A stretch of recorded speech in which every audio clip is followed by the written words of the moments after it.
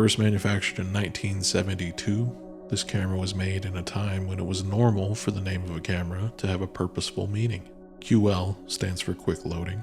You'll notice what this is the first time you open the back of the camera and get stabbed in the face by this flat metal piece that grabs the film and gently caresses it into place. 17 is a reference to the f1.7 lens.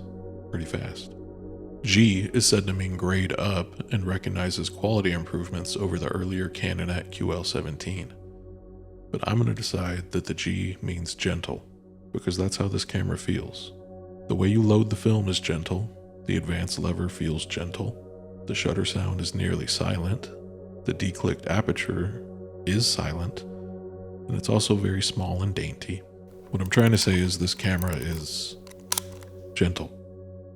If you like cameras from the 70s because they feel mechanical and hefty, this isn't the one for you. If you're a wedding photographer looking to get some 35mm shots silently, this could be a great option. With all that said, the build quality is still solid, and I never felt like my big fat hands were going to break it. Oh, and the 3 means it's the 3rd generation of Canonets. So let's get into my real-world experience with the camera.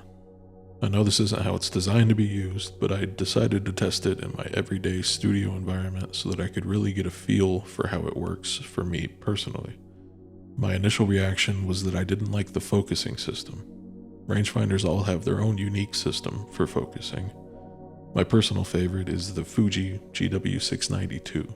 The G3 uses one that has this yellow blob in the center that you align the image within, which is great if you have a lot of contrast in your subject and a lot of light.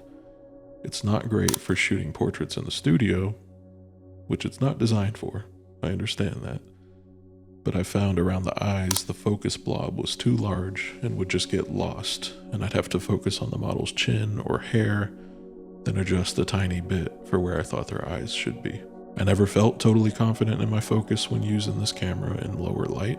I found that to be particularly bad design because the aperture opens up to 1.7.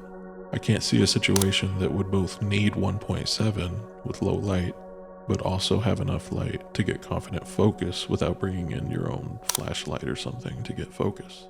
Unless you're just going for maximum bokeh in daylight, then there you go, you got 1.7. You might need a little ND filter for that though. The camera can shoot in shutter priority, and honestly I liked using this mode because the aperture dial is annoying to use, at least on this particular one I'm using it is. It's kind of soft and sticky, and without it being clicked into place, I'm never really confident that I got it exactly where I want it, especially if I am in low light and I want to be able to shift up and down a stop quickly without needing to look at the front of the camera to be sure I'm where I want to be. So for about 3/4 of these photos, I was shooting in shutter priority, which I normally don't do, but I also wanted to test how it would work. It did well, because my exposures all came out how I expected them to. Overall, I'm happy with the resulting images I got. The lens isn't as sharp as others have suggested, in my opinion. I know this is comparing medium format to 35mm, but I would still reach for my Fuji GW692 when I need a rangefinder, or my Nikon F2 when I want the old school mechanical body with a better focusing screen. So for my rating, I'm going to say for general use, I would give this camera a 7 out of 10. It's fun to use, solid build quality. For studio use, I'd give it a 4 out of 10. I know you're going to say it's not designed for the studio, but I do studio photography, so I'm going to test every camera in my environment and rate it appropriately. So we're going 4 out of 10 for that, but I will say if you're a wedding photographer, I might give this camera a 9 or maybe even a 10 out of 10. It's rare to have a film camera that's so silent, and that's what you need if you're shooting weddings. If that's who you are, this might be the camera for you.